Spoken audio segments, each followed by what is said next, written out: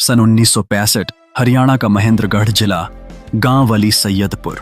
यहाँ एक साधारण किसान परिवार में जन्मे एक बालक ने कभी सपने में भी नहीं सोचा था कि उसका नाम एक दिन पूरे भारत नहीं बल्कि पूरी दुनिया में जाना जाएगा।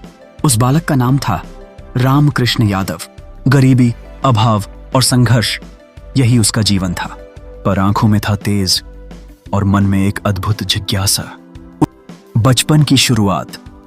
रामकृष्ण एकदम साधारण बालक थे, परंतु बाल्यावस्था से ही उनमें अध्यात्म और भक्ति के बीज थे। गांव में स्कूल था नहीं, खेतों में काम करना, गाय भैंस चराना और मिट्टी के साथ खेलना ही उनका दिन था। उनकी मां गुलाबो देवी धार्मिक प्रवृत्ति की थीं। वह उन्हें अक्सर रामायण और भक्ति कथाएं सुनाया करती थीं। करीब 10 वर्ष की उम्र में गांव के एक स्थानीय गुरु से उन्होंने पढ़ना लिखना सीखा। गुरुजी ने ही उन्हें संस्कृत का पहला मंत्र सिखाया।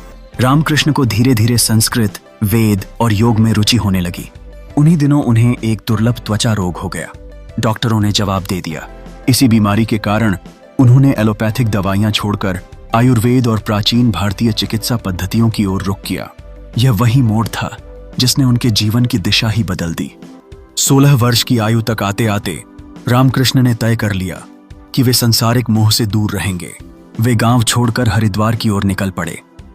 बस एक लोटा, एक कमंडल और मन में सन्यास की आग लिए।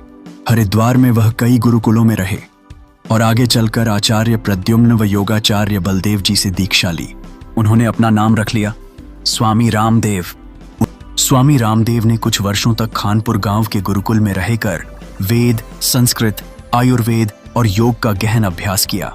दिन में गाय चराना, रात में संस्कृत ग्रंथ पढ़ना, यही उनका जीवन था। गुरुकुल में वेद पाठी होने के साथ साथ वे खुद भी छोटे बच्चों को योग सिखाने लगे थे। उन्हें भोजन में रुचि नहीं थी।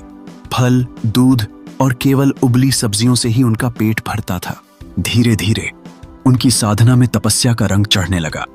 स्वामी रामदेव ने फैसला किया कि योग ही उनके जीवन का मिशन होगा। उन्हीं दिनों उनकी मुलाकात आचार्य बालकृष्ण से हुई, जो नेपाल से आयुर्वेद की पढ़ाई कर भारत लौटे थे। यह दोनों मिलकर हरिद्वार में एक छोटा सा आरोग्य आश्रम चलाने लगे। बांस की झोपड़ी में कुछ रोगियों को जड़ी बूटी और योग से ठीक करने का कार्य शुरू किया गया। लोगों को फर्क दिखा, परिणाम दिखा और धीरे धीरे नाम फैलने लगा। इन वर्षों में स्वामी रामदेव और आचार्य बालकृष्ण ने साथ मिलकर अनेक दुर्लभ ग्रंथों का अध्ययन किया, देशी नुस्खों का संकलन किया और हजारों लोगों को मुफ्त योग सिखाया। उनका दिन 4 बजे शुरू होता और रात को 11 बजे खत्म होता। न कोई छुट्टी,